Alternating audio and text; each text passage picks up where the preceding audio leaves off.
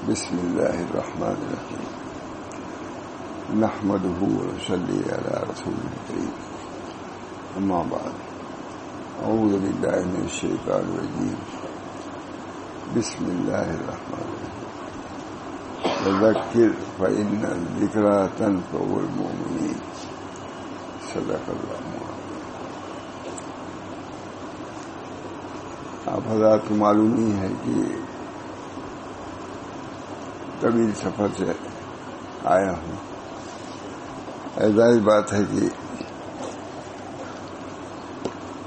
الحمدللہ بہت سے نیک لوگوں سے ملاقات ہوئی، ان کی زیارت ہوئی، علماء کا بڑے سے بڑا مجمع کچھ بیان کرنے کی بھی توفیق ہوئی۔ الحمدللہ معلوم ہوا کہ اب بھی بہت سے طالبین موجود ہیں، کمی ہے مگر ہیں۔ عالم یہ خالی نہیں رہے گا، اللہ تعالیٰ کے طالبین ہر زمانے میں رہیں گے اور اس طلب میں اپنے تن من دھن کی بازی بھی لگا دیں گے۔ بہت سے ایسے ہزاروں آدمی سے ملاقات ہوئی ہوگی، سورت میں بھی، احمد آباد میں بھی، بڑودہ، بہت کثیر تعداد میں لوگ وعد میں شریک ہوئے اور اپنے طلب کا اظہار بھی کیا، تقریروں کو غور سے سنا اور پسند کیا۔ یہ اللہ کی بات۔ اللہ تعالی مزید طلب پیدا فرمائے۔ طلب کا پیدا ہونا بہت ضروری اور بہت بڑی نعمت ہے۔ اخیر میں جو تقریر کیا، اسی میں تقریر کیا، وہاں کے لوگوں کی طلب کو دیکھ کر کے جوگ در جوگ آنے کو عورتیں اور مردوں کو کہ میں تصور بھی نہیں تھا کہ اتنے لوگ بھی وعد میں بیان میں شریک ہوتے ہیں۔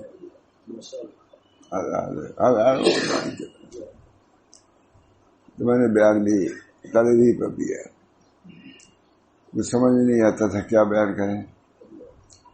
میرے گر نہ خاص سے داد نہ داد خاص، یہ بہت مشہور مقولہ ہے، حضرت خواجہ محمد معصوم رحمۃ اللہ علیہ کا۔ گر نہ داد خاص، گر نہ خاص سے داد نہ داد خاص، اگر وہ دینا نہ چاہتے تو طلب بھی نہ دیتے۔ اب بھی اللہ تعالیٰ کے طالبین موجود ہیں، اس کی قدر کرنے والے بھی موجود ہیں۔ اللہ رب العزت کی عنایات، ان کے الطاف اب بھی عام ہے۔ جو لوگ چاہتے ہیں اللہ تعالیٰ ان کی رہبری فرماتے ہیں، ان کے لیے طریق کو آسان فرماتے ہیں۔ علماء کی جماعت بھی الحمدللہ ایسی ہے جو پسند کرتے ہیں۔ بہت سے ایسے لوگ جن کا دین سے تعلق نہیں، وہ بھی دین کو پسند کرنے لگتے ہیں، دین کی باتیں سنتے ہیں۔ تو اس سمجھ میں یہ آیت آئی، وَذَكِّرْ فَإِنَّ الذِّكْرَىٰ تَنفَعُ الْمُؤْمِنِينَ۔ اللہ تعالیٰ ارشاد فرماتے ہیں وَذَكِّرْ، آپ ان لوگوں کے کہنے سننے سے مایوس نہ ہوں، دل تنگ نہ ہوں، پریشان نہ ہوں۔ آپ کے احباب موجود ہیں، آپ ان میں تذکیر کام جاری رکھیے۔ آپ کا کام اتنا ہی ہے، کون مانتا ہے کون نہیں مانتا اس کی تو توجہ نہ کیجیے۔ احباب تو حاضرن بعدا چہ حاجت است، جب احباب موجود ہیں تو تم کو دشمنوں سے کیا تعلق؟ خود حضرت پاک صاحب ابو صاحب تشریف لائے حضرت کی وفات کے بعد، ہم لوگ سے جمع کہا کہ دیکھیے آپ لوگ اپنا کام کیجیے، بہت نصیحت، یہ نہ دیکھیں کہ کتنے لوگ آتے ہیں، یہ دیکھیں کہ آپ کیا کرتے ہیں۔ بہت نصیحت ہے، کتنے آدمی آئے نہ آئے اس کی فکر نہیں ہے، بس آپ کو اصول کے مطابق کام کیجیے۔ معاملہ فساد نصیحت کی. اللہ تعالیٰ کا شکر ہے. طالبین تو ہیں ہی دنیا میں. آپ کام کریں گے، آپ سے یہ نہیں پوچھا جائے گا کتنے لوگ آتے تھے، آپ سے یہ پوچھا جائے گا کیا آپ کرتے تھے. اس بنا پر یہ معلوم ہوا کہ واقعی اب بھی طالبین ہیں. اللہ کے بھروسے پر کام کرے، انشاءاللہ عزیز کام ہوگا. کل بھی سنایا تھا میں نے، حضرت تھانی رحمۃ اللہ علیہ نے حضرت عبد الغنی صاحب سے، شاہ وصول اللہ صاحب سے فرمایا. تو کیسے روایت کوئی خاصی سے روایت مجھے معلوم ہوئی تھی شروع میں کہ آپ اخلاص سے کام کریں، آپ اخلاص سے کام کریں، لوگ متوجہ ہوں گے. اس لیے الفاظ پہلے اخلاص سے کام کرنے کی ضرورت ہے. شروع کیجیے اخلاص. اللہ تعالیٰ مجھے بھی توفیق دے. الحمدللہ جانے کے بعد معلوم ہوا کہ اب بھی بہت سے طالب ہیں، اور اس کے بعد اچھے اچھے لوگ، ایسے ایسے لوگ ملے جو شاید ایسے جلسوں میں شاید آئے بھی نہیں تھے. ایسے ملے رات بھر کو ایسے ہی رہا کر ہوا ہے. اللہ تعالیٰ اپنے فضل و کرم سے اپنی طرف متوجہ فرمائے. اور اب بھی ہیں ایسے. وذکر فإن الذکر تنفع المؤمنین. آپ تذکیر کا کام کیا کیجیے، ذکر کا نفع مومنین کو پہنچے گا. وذکر فإن الذکر تنفع المؤمنین. آپ تذکیر کیے، مومنین کو نفع ہوگا. نا امید نہ ہوئیے. مومنین آپ کی جانشان ہیں، آپ کی باتوں کو سنیں گے، اثر لیں گے. اس وجہ سے آپ اعداء کی طرف توجہ نہ کیجیے. مخالفین تو مخالفت کریں گے، لیکن اپنے دوستوں کو صحیح دین پہنچاتے رہیے. نبی کو حکم ہو رہا ہے وذکر فإن الذکر تنفع المؤمنین. مومنین کو نفع ہوگا. کلیہ بدلا دیا. یہی سے علامہ شعرانی نے ایک بات لکھی ہے جو بہت قابل غور ہے. حضرت بھی سنا دیتے وذکر فإن الذکر تنفع المؤمنین. آپ تذکیر کیجئے، مومنین کو ذکر کا، تذکیر کا نفع پہنچے گا. اس سے بات معلوم ہوئی کہ تذکیر کا فائدہ مومنین کو پہنچتا ہے. اگر کسی مومن کو نفع نہیں پہنچ رہا تو اس کو غور کرنا چاہیے کہ ہمارے ہاں ایمان ہے یا نہیں، کیونکہ کلیہ بتلایا ہے. آپ تذکیر کیجئے، تذکیر کا نفع مومنین کو پہنچے گا. اگر کسی مومن کو نہیں پہنچ رہا ہے تو اس کو غور کرنا چاہیے اپنے ایمان میں. یہ کلیہ اللہ نے بتلایا کہ مومنین کو نفع پہنچے گا. اگر کسی کو تذکیر کا، واعظ کا، بیان کا نفع نہیں ہوتا تو اس کو غور کرنا چاہیے اپنے ایمان پر. جس کو میرا خیال ہے کہ وہاں سے آدمی نے بیان کیا تھا کوچی میں بھی، تو میں سن چکا تھا حضرت وغیرہ سے. اور ایک بات انہوں نے نئی بات کہی وہاں حضرت صاحب نے کہ آپ تذکیر کیجیے، تذکیر کا نفع مومنین کو ہوگا. ایک طرفہ ہی بیان ہے. مولانا نے فرمایا کہ جو مذکر ہے اس کو بھی دیکھنا چاہیے کہ ہمارے تذکیر کا نفع کیسے ہوگا. خود وہ عمل پیرا ہوگا تب نفع ہوگا. وہ نبی کو کہا جا رہا ہے، نبی کو کہا جا رہا ہے کہ آپ تذکیر کیجیے، نفع ہوگا. آپ مذکر اس میں نہیں ہیں. جب مذکر ہیں تو وہ صفات جو نبی کے اندر پیدا کرنی ہوگی تب نفع ہوگا. صرف الزام مومنین پر نہیں ہے بلکہ مذکرین پر بھی ہے. مذکرین کو بھی اسی درجے کا ہونا چاہیے. بہت گندہ بات مخالف. ہم تو ایک طرف تذکیر ہم کرنا ہے، نفع ہو رہا ہے نہیں. آپ خود دیکھیے، وہ نبی کو حکم ہو رہا ہے کہ آپ تذکیر کیجئے، تذکیر کا نفع. تو اسی شان کا آپ کو بھی ہونا چاہیے کہ تذکیر کا جو حق ہے اس کو ادا کریں آپ. اللہ ہم سب کو توفیق ہے. بہت بڑی بات. اللہ تعالی ہم سب لوگوں کو، نبی تذکیر ہی کے لیے آتا ہے.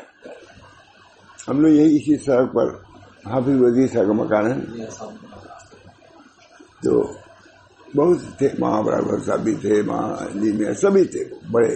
وہی اجتماع ہوتا تھا حافظ وزیر صاحب. ایک آدمی امرود بیچنے والا تھا، بار بار کہتا تھا کہ الہ آبادی امرود ہے، الہ آبادی امرود. بار بار مولانا ابراہیم صاحب نے کہا کہ یہ تذکیر کر رہا ہے، کہ آپ لوگ الہ آباد میں ہیں، یہاں امرود ملتا ہے، یاد دلا رہا ہے کہ امرود لے لیجیے، یہ الہ آبادی امرود ہے، کہا یہی تذکیر ہے۔ بعد دفعہ نہیں التفات ہوتا ہے تو وہ امرود والا یاد دلا رہا ہے آپ کی الہ آباد میں ہے، یہاں امرود ملتا ہے۔ بس مولانا کا ایک خاص انداز تھا۔ اللہ تعالی ہم سب لوگوں کو صحیح طور سے تذکیر کے کرنے کی بھی توفیق دے اور اسے اصل لینے کی بھی توفیق دے۔ بہت بڑی بات ہے۔ ایمان ہوگا تو ضرور اس سے یہ معلوم ہوا کہ الحمدللہ بھی ایمان ہے۔ اس تذکیر کو لوگ اچھا سمجھتے ہیں، ازدحام ہوتا ہے۔ جہاں میں گیا تھا ابھی ترکے سر، بہت بڑی جگہ، پورے اس میں لوگ کہتے ہیں کہ آج تک اتنا بڑا اجتماع ہوا ہی نہیں، آدمی ہزار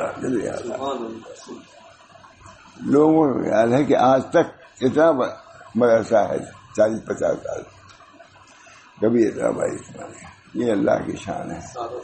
اس حقیر کی باتوں کو سننے کے لیے اتنے علماء، اتنے مشائخ، میں اس لائق نہیں، لیکن اللہ تعالیٰ نے توفیق دیا، سب سنتے ہیں۔ اتنے علماء پہنچانے صبح آئے تھے کہ میں کہہ نہیں تھا، پورا پڑے کہتے مولانا آپ جا رہے ہیں، بار بار جا رہے ہیں۔ اللہ تعالیٰ مجھے بھی توفیق دے صحیح طور سے کام کرنے کی، اور اللہ قبول فرمائے۔ یہ تھوڑی سی بات کر دیتا ہوں، دیر بھی ہوتی ہے لوگوں کو۔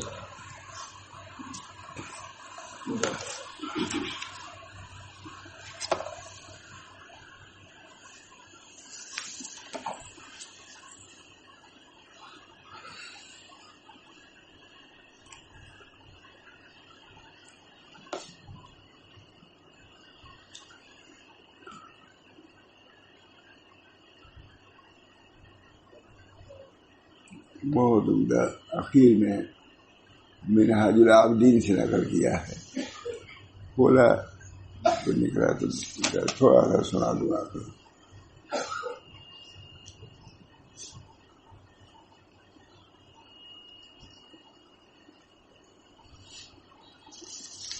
بہت ہی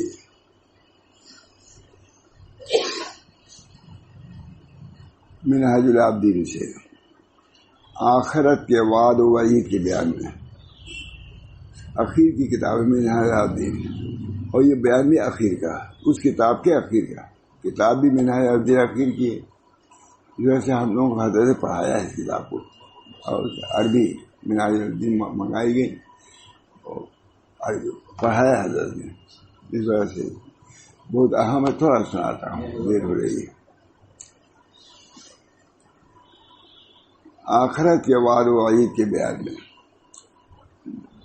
ہم اس سلسلے میں 5 قسم کے حالات کا ذکر کرتے ہیں۔ امام غزالی فرما رہے ہیں، موت، قبر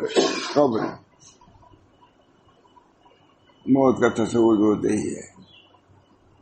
حضرت نے ایک حدیث کی، اور آخری حدیث وہ ہے جس پر حضرت کلام کیا ہے، قبر میں سب سے پہلے طہارت کے متعلق سوال ہوگا، یا نہیں ہوگا؟ قبر میں سب سے پہلے، قیامت میں سب سے پہلے نماز کے بارے میں، اور قبر میں سب سے زیادہ طہارت کے بارے میں۔ چنانچہ طہارت کا اتنا اہتمام فرمانے لگے اس حدیث کے بعد کہ دیکھو کوئی ناپاک چیز ہمارے کمرے میں نہ رہے۔ ہانڈی بھی برتن بعد مجبوری ہوتی ہے، نکلوا دیا، پھر کبھی نہیں دیکھا۔ جب اس حدیث کو پڑھا پھر کبھی نہیں دیکھا، عملی طور سے ڈرتے تھے۔ دیکھو حدیث ہے قبر کے متعلق کہ سب سے پہلے قبر میں طہارت کے متعلق سوال ہوگا، تو طہارت کا بہت اہتمام فرمانے لگے تھے اور بہت بیان فرماتے تھے طہارت کا۔ موت، قبر، قیامت، ترتیب سے ہے مطلب۔ موت آئے گی، قبر سے سابقہ ہوگا، تو قیامت آئے گی، تو جنت اور دوزخ آئے گی، فریق فی الجنت فریق فی السعیر۔ ابراہیم ادھم نے اپنی حکومت چھوڑ دیا تھا، بہت بڑے آدمی تھے. لوگوں نے کہا حضرت آپ سے چھوڑائے چلیے، مختصر کہا. میں کہا بتلاؤ، ایک فریق جنت میں ہے، ایک فریق دوزخ میں، میں کس میں سے ہوں یہ بتلا دو اور مجھے اطمینان دلا دو، چاہے حکومت کرنے چلتا ہوں. اور جب تک یہ نہ معلوم ہو میں حکومت نہیں کر سکتا. بہت ابراہیم اعظم کا نام سنا ہوگا، بہت بڑے آدمی. فریق فی جنت، ایک فریق جنت میں، یہ ہم کو یقین دلا دو کہ میں کس میں سے ہوں. اور جب تک یہ نہ یقین ہو میں کبھی حکومت میں آؤں گا نہیں. ہر مقام کے مناسب ان حضرات عظیمہ کا تذکرہ جو نیکوکار، نافرمانوں، نیک کام میں کوتاہی کرنے والوں، نیکی میں پوری کوشش کرنے والوں کو پیش آئیں گے. ہر ہی آدمی کو پیش آئے گا. موت کا بیان. اس باب میں دو آدمیوں کا حال ذہن میں رکھو. ایک تو وہ جو ابن شیبہ سے مروی ہے، وہ بیان کرتے ہیں کہ ایک دفعہ میں اور شابی ایک مریض کی عیادت کو گئے. اس پر نظر کی حالت تاری تھی، واقعات، اور اس کے پاس بیٹھا ہوا ایک شخص اس کو کلمہ لا الہ الا اللہ وحدہ لا شریک لہ کی تلقین کر رہا تھا. ایک شخص موت کو. حضرت شابی نے اس شخص سے کہا مریض سے نرمی اور شفقت سے پیش آؤ. اتنے میں مریض بول اٹھا اور کہنے لگا تو مجھے کلمے کی تقریر کرے یا نہ کرے میں یہ ضرور پڑھوں گا کہ اس مریض نے قرآن کریم کی الفاظ پڑھے والزمہ کلمہ. تم کرو ہی نہ کرو میں پڑھوں گا. یہ مطلب کہ ایمان کا خاتمہ ہوا. والزمہ کلمۃ التقوی. اللہ تعالیٰ نے کلمہ تقوی ان کے لیے لازم کر دیا اور اس کے بہت حقدار و اہل تھے. تو شعبی نے کہا الحمدللہ الذی نجا صاحبنا، اس اللہ کے حمد و ثنا ہے جنہیں ہمارے دوست کو نجات دیتی. ایمان پہ خاتمہ ہوا. اس کی فکر ہونی چاہیے. اللہ تعالی ہم سب لوگوں کو کلمہ اخیر کلمہ طیبہ. دوسرا واقعہ وہ ہے، ابھی بھی سنیے کتنی اہم، حضرت نے سنایا، بہت سب پر اثر ہو. دوسرا واقعہ وہ ہے جو حضرت فضیل بن عیاض سے مروی ہے کہ اپنے شاگرد کے پاس پہنچے. آخری وقت تھا، جو مر رہا تھا. آپ اس کے سر کے پاس بیٹھ گئے اور سورہ یاسین پڑھنے لگے. حضرت فضیل، کتنے بڑے آدمی فضیل بن عیاض گئے اور سورہ یاسین پڑھنے لگے. دوسرے نے کہا سورہ یاسین پڑھنی بند کر دیں. استاد سے کہا کہ مت پڑھو. پھر آپ نے اسے کلمہ لا الہ الا اللہ کی تلقین کی، مگر اس نے کہا میں یہ کلمہ نہیں پڑھوں گا. پہلے والا تو یہ ہے، کلمہ پڑھا، خوش ہوا، تلقین کی. دوسرے دیکھ رہے، ایک قبر والے کا یہ حال ہے، موت والے کا، دوسرے کا یہ حال ہے. میں اسے کہا میں یہ کلمہ نہیں پڑھوں گا، میں اس سے بیزار ہوں. شاگرد فضیل ابن عیاض کا شاگرد، کتنے بڑے آدمی. یہ نہیں کہ واقعہ سناتا ہے ڈاکو تھے، کتنے بڑے ولی اللہ ہوئے، بہت بڑے آدمی ہیں. یہ نہیں پڑھوں گا، میں اس سے بیزار ہوں. اور ان الفاظ پر اس کی موت واقع ہو گئی. حضرت فضیل بن عیاض کو اپنے شاگرد کے برے خاتمے کا سخت صدمہ ہوا. میرا شاگرد اور ایمان پہ خاتمہ اس کا نہیں ہوا.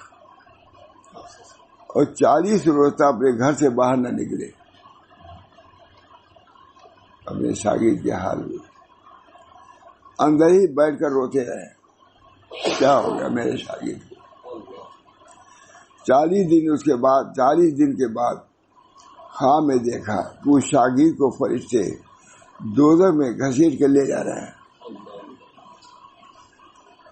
آپ نے اس سے دریافت کیا کس وجہ سے اللہ تعالیٰ نے میری معرفت سلب کر دی. ہماری خدمت میں رہتا تھا، یہ معرفت کیسے سلب ہو گئی تمہاری خواب میں؟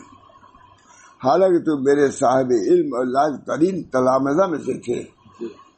لائق شاگرد تھے، لائق ترین شاگرد ہوں. اس نے جواب دیا 3 عیوب کی وجہ سے. یہ سب چیزیں بھی اللہ تعالیٰ منکشف کر دیتے ہیں کہ ہم لوگوں کے لیے عبرت و نصیحت ہو. بہت سے لوگ مشائخ کے یہاں رہتے ہیں، مجھے ہم تو رہے ہیں، رہے نہیں، معلومات تو بہتوں پہ ہے. کیا کیا ہر جگہ کچھ ایسے لوگ رہتے ہیں، ہر جگہ لوگوں کو کچھ کام ہی نہیں ہے سوائے عیب جوئی کے اور ادھر ادھر کے لگانے کے اور مشائخ کو بدزن کرنے کے. اس کے علاوہ کام ہی نہیں ہوتا. زندگی گزری تھی پریشان. حضرت بھی پریشان تھے، خانوی بھی پریشان تھے.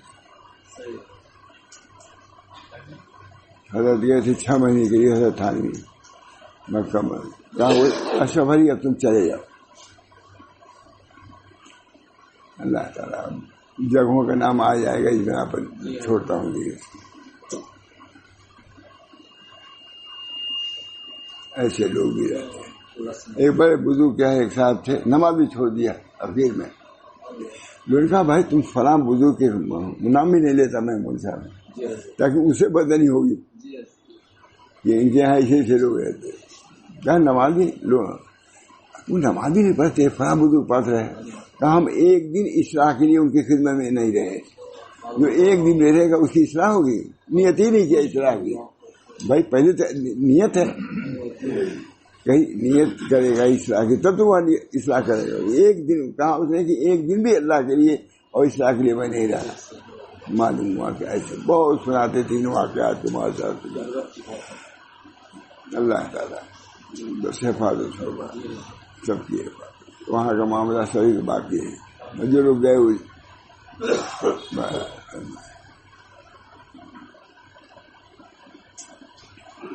آپ نے اسے دریافت کیا کہ کس وجہ سے اللہ نے تیری معرفت سلب کر دی، حالانکہ تو میرے صاحب علم اور لائق ترین تلامذہ میں سے تھے. تو اس نے جواب دیا 3 عیوب کی وجہ سے. ایک تو میرے اندر چغل خوری کا عیب تھا، جس کو عام طور سے کچھ نہیں، نمیمہ، چغل خوری، نقل الکلام الی الغیر علی وجہ الافساد. یہ قاموس میں چوری کہتے ہیں نقل الکلام الی الغیر علی وجہ الافساد، یعنی کسی کلام کو پیش کرنا دوسرے کو تاکہ فساد پیدا ہو جائے ان دونوں میں. یہ قاموس نے لکھا مجھے. حضرت کو بڑی فکر رہتی تھی، اس کو قاموس میں دیکھا کہ تو اس میں مجھے یاد ہے نقل الکلام وغیرہ، یعنی فساد پیدا کرنے کے لیے کوئی بات کسی سے نقل کرے، یہ چغل خوری. النمام فاسق ہے کہ حدیث ہے، نمام فاسق ہے. فساد کا مومن مفسد نہیں ہوتا، مسلم ہوتا ہے. اللہ ساتھیوں کو جواب دیا 3 عیوب کی وجہ سے. ایک تو میرے اندر چغل خوری کا عیب تھا کہ میں اپنے ساتھیوں کو کچھ بتاتا تھا اور آپ کو اس کے خلاف بتاتا تھا. ان سے کچھ کہتا تھا، آپ سے کچھ کہتا تھا. بہت. اور دوسرا عیب یہ تھا کہ میں اپنے ساتھیوں سے حسد کرتا تھا. اس کو اگر دیکھا کہ ترقی کر رہا ہے باطن میں، اصلاح کر رہا ہے، اس سے عیب. اگر خلافت اس کو مل گئی تو اور زیادہ اس سے دشمنی. اور تیسرا یہ عیب تھا کہ مجھے ایک بیماری تھی، میں نے اس بیماری کا حکیم سے علاج پوچھا تو اس نے کہا سال میں 1 دفعہ 1 گلاس شراب پی لیا کرو، تب صحت یاب ہوگا، ورنہ یہ بیماری تجھے نہیں چھوڑے گی. تو ہر سال میں 1 گلاس شراب بھی پیتا تھا. چغل خوری کرتا تھا، حسد کرتا تھا. یہ اللہ تعالی ہمیں اپنی ناراضگی سے بچائے جس کے ہم متحمل نہیں ہو سکتے. جب یہ عیوب ہوں گے تو اللہ کی رحمت مبذول نہیں ہوگی. ان رحمت اللہ قریب من المحسنین. محسن وہی ہیں جو لوگوں کے ساتھ احسان کا. اللہ کے ساتھ بھی احسان کا معاملہ، ان تعبد اللہ کا اللہ کے ساتھ، یہ احسان اللہ کے ساتھ، اور لوگوں کے ساتھ اچھا معاملہ کرنا. اللہ تعالی ہمیں اپنی ناراضگی سے بچائے جس کے ہم متحمل نہیں ہو سکتے. خود لکھ رہے ہیں اللہ تعالی ہمیں اپنی ناراضگی سے بچائے جس کے ہم متحمل نہیں ہو سکتے. میں نے اس پر لکھ دیا فائدہ۔ معلوم ہوا کہ بڑے سے بڑا بزرگ کے پاس رہنے کے باوجود جب تک آدمی اپنی اصلاح نہیں کرتا تو اس کا خمیازہ بھگتنا ہی پڑتا ہے۔ نیت کرو گے تب رہو۔ آپ بڑے سے بڑے ڈاکٹر کہیں چلے جائیں، علاج ہی نہ کریں یا پرہیز نہ کریں، کیا جواب؟ جیسا کہ خصال بد کی بنا پر حضرت فضیل بن عیاض جیسے بزرگ کے شاگرد خاص کا یہ حال ہوا کہ ایمانی سے ہاتھ دھو بیٹھا، یہ ہمیں پالا نہیں، ٹھیک ہے، یہ متنبہ کرنے کے لیے لکھتا۔ پھر اس کے بعد حالات اللہ تعالیٰ ہم سب لوگوں کو اس حال بس سے محفوظ رکھے، اپنی اصلاح کی فکر کہ زندگی ہی میں اصلاح کرنی ہے، مرنے کے بعد موقع نہیں ہے۔ تھوڑی سی توجہ کرے، ہو سکتی ہے۔ لا یکلف اللہ نفسا الا وسعها، اللہ تعالیٰ نے جب اصلاح کو فرض کیا ہے تو اصلاح کا انہوں نے وہ اصلاح کی استعداد بھی دیا کہ اصلاح کر سکتا ہے۔ اللہ تعالیٰ ایسی چیزوں کو مکلف نہیں کرتا جو ہمارے بس میں نہ ہو۔ معلوم کہ اپنی اصلاح ہمارے بس میں ہے، یہ ہماری کوتاہی کم نہیں کرتے، تو اس کا الزام اللہ پر نہیں آئے گا، آپ پر آئے گا۔ لا یکلف اللہ نفسا الا وسعها لہا ما کسبت وعلیہا ما اکتسبت، جو کرے گا اچھا اس کا نتیجہ دیکھے گا، لہا ما کسبت وعلیہا ما اکتسبت، جو برا کرے گا اس کا نتیجہ دیکھے گا۔ بہرحال مومن کو تو اس چیز کی فکر رہنی ہی چاہیے۔ آج الحمدللہ بہت سے لوگ ایسے ہیں جن کو فکر ہے، اس سے انداز یہ لگا کہ بہتوں کو فکر ہے۔ ایسے ایسے لوگ آئے مجھ صاحب کہ میں کیا کہوں، فلاں مد مبتلا اطلاع کر کہتا یہ سب توبہ کرے، توبہ کرے۔ اللہ تعالی ہم سب لوگوں کو توبہ نصوح کی توفیق عطا۔ ہر آدمی کو یہ نہیں کہ فلاں ڈاکو تھا فلاں نہیں، سبھی کے لیے ضروریت ہے توبہ، اللہ کی طرف رجوع۔ اللہ رحیم ہے، کریم ہے، رحم کا معاملہ فرمائے گا۔ بہرحال مختصر عرض ہے، مولانا وغیرہ کا مدرسہ ہے، دعا کیجیے اللہ تعالی ہم سب لوگوں کو یہ مختصر باتوں سے بھی عظیم نفع عطا فرمائے کہ اللہ تعالی ربنا تقبل منا ربنا لا تزغ قلوبنا بعد إذ هديتنا وهب لنا من لدنك رحمة إنك أنت الوهاب ربنا لا تزغ قلوبنا بعد إذ هديتنا وهب لنا من لدنك رحمة إنك أنت الوهاب۔ اللہ تعالی ہم سب کو اپنے اصلاح کی فکر پیدا فرمائے، اصلاح کی فکر پیدا فرمائے۔ نفس کتنے ہی مزاحم ہو، جب آدمی چاہے گا اصلاح کرنا اللہ اصلاح کی توفیق دے دے گا، اور جب نہیں چاہے گا تو معمولی چیز کی بھی اصلاح سے گریز کرے گا۔ اللہ ہم سب کو اپنی اصلاح کی فکر پیدا فرمائے اور اللہ تعالی ہماری اصلاح فرما دے، اور قیامت میں اللہ تعالی نیکوں کے سامنے رسوا نہ فرمائے۔ ربنا تقبل منا انک انت السمیع العلیم برحمتک یا ارحم الراحمین، بحرمت سید نبی الکریم صلی اللہ تعالی علیہ وسلم۔